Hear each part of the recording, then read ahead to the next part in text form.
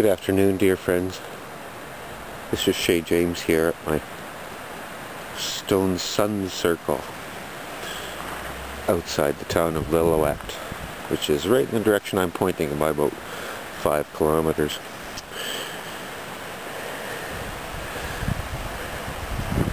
I started this sanctuary space 2 years ago. And as I can, I try to add stones. And as I'm about to show you, each of these ones forming the circle and within what will eventually be a white circle are like this one.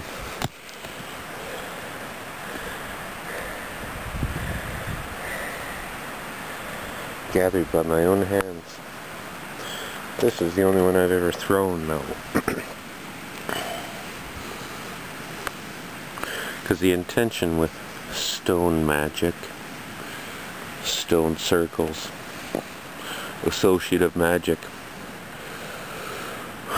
or what would be more commonly described as psychic magic, because the reason I keep referring to magic is you're instilling your energy. I'm putting my energy here, and by association, others who I aspire to know of the spirit, the fae, or what are ascended realms or other universes, also know my vibration and know this is a space where my vibration is prevalent. Now, as to what we know about ancient lore, the intent of this is just to have a sanctuary space. I measured 33 measures of my elbow to my finger, and I made that the radius. It's about 60 feet in diameter. Hopefully it'll show up on Google Earth this year. I'm looking due north right here. The intent of this at the time that I made it was to associate north to the Andromeda galaxy, or the North Star, or Polaris, if indeed that's where it is. But I have an issue with the whole intent of the design in the first place, given that at the time I believe I'd been detracted away from my own discipline to see what Artemis and Odin and Athena and other males of the pantheon of so-called elders had me do. So the name of Artemis is in each of these stones. Now, Ashtar, Command, Isis, you name it, the list goes on and on and on with the deception of these non-humans.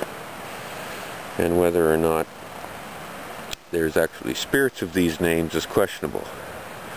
But what I do know for certain is that any spirit can come along, and if a gullible person thinks they're talking to anybody, whether they're light or the darkness, all you have to do is project your thoughts right at their cerebral cortex, and you appear to them to be what they expect you to be.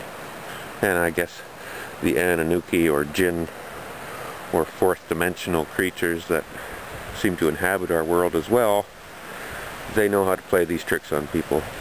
And boy, was I ever tricked. And you're looking at quite a few days of labor when it was really, really hot in order to do a rebirth of the Phoenix ritual under the Dog Star in 2008. Now, the intent at that time was to have the Care Witch, or the Phoenix.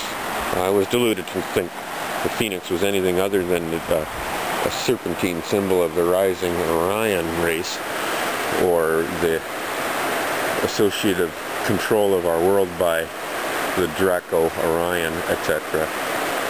In any event, my intent didn't go unnoticed, because I'm still with the Fae, and I'm still with our human spirits, and I think that they're spirits of the, what we call the God realm, or the ancient ones, who are also pretty sad about what has happened to our people.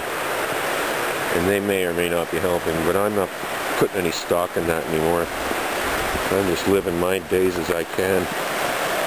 And as you see here, I'm making this circle so that I have my own fixed vibration. And I'll make it big enough so people won't be able to destroy it too. Then what happens is that I become a spirit all of a sudden without a physical body. I'll be able to fix here. Now, this spot here in midsummer is flooded right up to the log that I'm standing on. And what it is a spillway from the original Cayoosh Creek, it's called. And that winds its way all the way through those two mountains up there towards Whistler. It goes through the Stein Valley to the south. I call this my sacred mountain, because originally the spirits showed me how they linked their vibrations into the mountain vibration. Now, I've got a different viewpoint about that. At this time, given that we know these freaks live inside mountains, they don't really necessarily lodge their vibrations or any sort of ascended scope of thought into a mountain. In this region, just beyond the mountain that I'm pointing to now, this ridge here, on the other side of it, SETON Lake. Beautiful lake, and it stretches up for about 40 kilometers up towards Seton Portage. But there used to be a people called the Tall People that lived right within 5 kilometers of where I'm living, and the whole community died about 200 or 300 years ago. Now, one skeleton survived, a woman skeleton, 7 foot 7 inches tall, and all of the ones that didn't survive were confiscated by the local churches and burned.